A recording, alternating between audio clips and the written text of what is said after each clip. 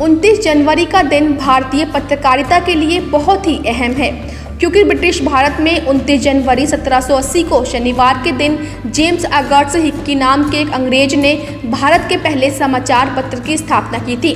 उस समय के ब्रिटिश भारत की राजधानी कलकत्ता से हिक्कीज बंगाल गजट नाम के समाचार पत्र को अंग्रेजी भाषा में प्रकाशित किया गया था, जिसे भारत के पहले अखबार का दर्जा प्राप्त हुआ, जिसका मुख्य उद्देश्य बाजार के लिए सूचनाएं उपलब्ध कराना था। लेकिन उसमें अंग्रेजी हुकूमत में व्याप्त भ्रष्टाचार और रिश्वतखोरी के समाचार बड़ी ही प्रमुखता से प्रकाशित किए जाते थे।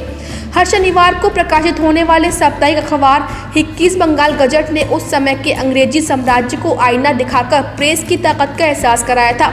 उस समय समाचार पत्र ने अपनी धारदार खबरों के बलबूते तत्कालीन अंग्रेज हुकूमत के शीर्ष नेतृत्व को हिलाकर रख दिया था, जिसने अपनी निष्पक्ष खबरों के दम पर कई व्यक्तियों के भ्रष्टाचार, घूसकांड और मानव अधिकार उल्लंघनों का पर्दाफाश किया था।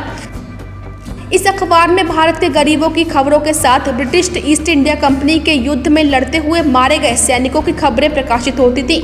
हिक्कीज गजट में उस वक्त भारत के गवर्नर जनरल वॉरेन हैंगस्टन पर भारतीय सुप्रीम कोर्ट के चीफ जस्टिस को घूस देने तक के आरोप लगाए गए थे। कहा जाता है कि प्रथम स्वतंत्रता संग्राम के लिए हिक्कीज गजट की प्रभावी पत्रकारिता ने ही भारतीय सैनिकों को विद्रोह करने के लिए प्रेरित किया था। वहीं एक तरफ जहां इस समाचार पत्र में अज्ञात लेखक की तरफ से लिख दिया गया कि सरकार हमारे भले के बारे में नहीं सोच सकती, तो हम भी सरकार के लिए काम करने के लिए वादा नहीं है, जिसके जवाब में ईस्ट इंडिया कंपनी ने इस अखबार के प्रकाशन को बंद करने का फैसला सुना दिया। तो वहीं दूसरी तरफ तत्कालीन गवर्नर जनरल वॉरेन हैंगस्टिंग की तरफ से चल रहे केस में जेम्स ऑगस्ट हिक्की दोषी पाए गए और उन्हें जेल जाना पड़ा। इसके बावजूद बुलंद इरादों के साथ हिक्की ने जेल के अंदर से 9 महीने तक अखबार का प्रकाशन किया।